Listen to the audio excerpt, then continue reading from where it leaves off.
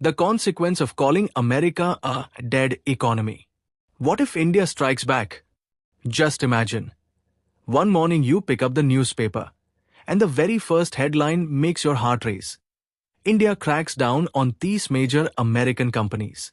In your mind's eye, you see padlocks hanging on the signboards of Amazon, Apple, Google, McDonald's, and more.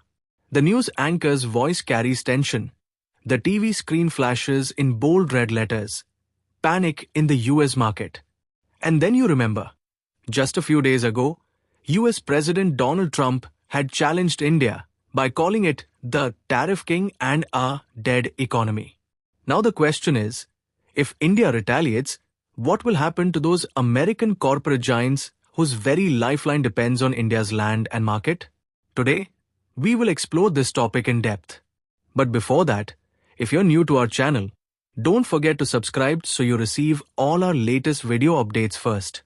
So, without any delay, let's begin today's discussion. You should know that for the past several years, India and the US have shared a relationship at a whole new height. In trade, technology, defense, and education, both countries have been crucial to each other.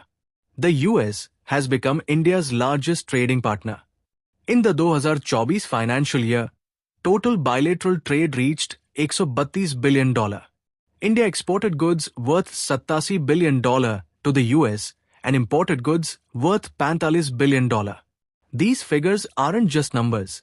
They're the very pulse of both economies. But in the middle of this, one statement suddenly turned the temperature of relations from cool to burning hot. Trump's claim that India is a dead economy. Think about it.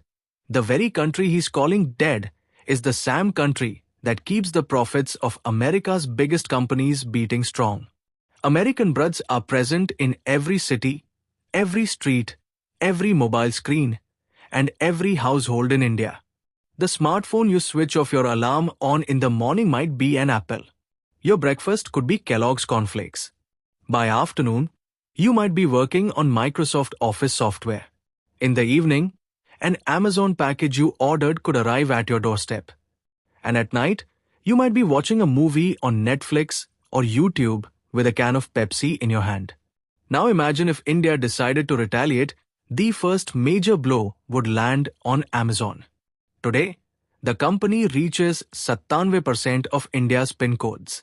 Almost every town, city, and village has Amazon's network. Millions of sellers and crores of customers are connected to the platform.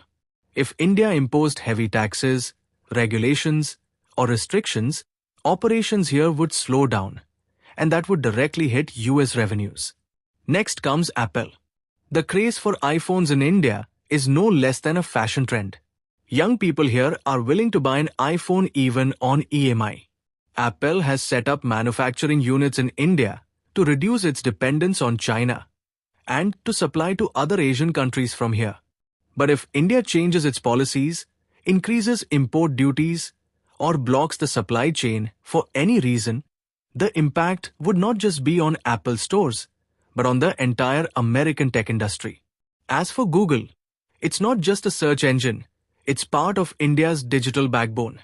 From Android smartphones to YouTube, and from Google Ads to cloud services, it has a presence in every domain. Its data centers here, and the data of hundreds of millions of users are the lifeblood of its business model. If India strictly enforces data localization laws or changes advertising policies, Google's profits could drop by millions of dollars every single day. Microsoft's presence runs even deeper. In every corporate office, every small or large business, and on millions of students' laptops, Microsoft Office or Windows is installed. Azure cloud services also find a massive market in India. If India promotes local software in government and private sectors, reducing Microsoft's contracts, the impact would be felt from Washington to Wall Street. In the social media world, X and Meta dominate. Facebook, Instagram, WhatsApp, and X are not just platforms for social connection. They are the backbone of Indian e-commerce and advertising industries. If India increases taxes on their monetization models, the shock could be worth billions of dollars.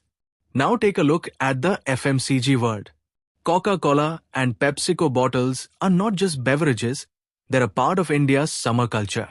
From every street corner and shop to weddings and celebrations, they're everywhere. If India were to restrict their advertising or production, it would be a direct blow to their brand value. Procter & Gamble, Colgate-Palmolive, Johnson & Johnson, these companies produce everyday essentials that fill our homes, from the bathroom to the kitchen. If India were to take punitive measures against them for any reason, it would shake the US consumer market too, because many of the products made in India are also exported to other countries. Nestle, Kellogg's, Mars, Mondelez. These brother are loved by everyone, from kids to adults. Maggi, Kit Kat, Dairy Milk, Snickers. These names are as familiar to Indian tongues as any homegrown brand. Their business runs into thousands of crores. And if India imposed restrictions here, the ripple effect would surely reach the US stock market.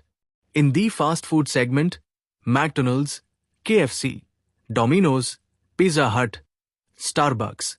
These are not just restaurants, but a favorite hangout and source of jobs for millions of young Indians. If their supply chains, imported ingredients, or licensing face trouble, outlets will start shutting down, creating chaos in their US headquarters. The list of lifestyle brother is even longer. Forever 21, Maybelline, Timex, Fossil, Nike, Levi's, Skechers, Gap, Guess. Sales in India run into billions, with young people's wardrobes, shoe racks, and makeup kits filled with these brother. A drop in their revenues would mean a contraction in the US fashion industry. And finally, there are banks like Citigroup, whose credit cards and financial services millions of Indians rely on. If India were to impose strict regulations on foreign banks, it could send shockwaves through America's financial sector. Trump's belief that India is a dead economy seems far removed from the numbers and the truth. The reality is that India is a lifeline for American companies. The profits they earn here, the brand value they build here, and the market share they secure here, all of these breathe life into the US economy. If India retaliated, it wouldn't just be a trade setback. It could shake Washington's politics and Wall Street's charts. Now the question is, will India strike back? Or will diplomacy and dialogue find a solution to this tariff war? Because if the confrontation escalates, its impact won't be limited to just these companies. It will affect millions of consumers, hundreds of thousands of employees, and the economic relationship between the two nations. And that's exactly the point where the dead economy remark could turn out to be the most expensive statement America has ever made. If our video has taught you something new, do not forget to like and share this video so that this information can reach others as well. Your likes and shares are a source of inspiration for us. If you have any questions or suggestions, please let us know in the comments. It will be our honor to answer your questions and listen to suggestions.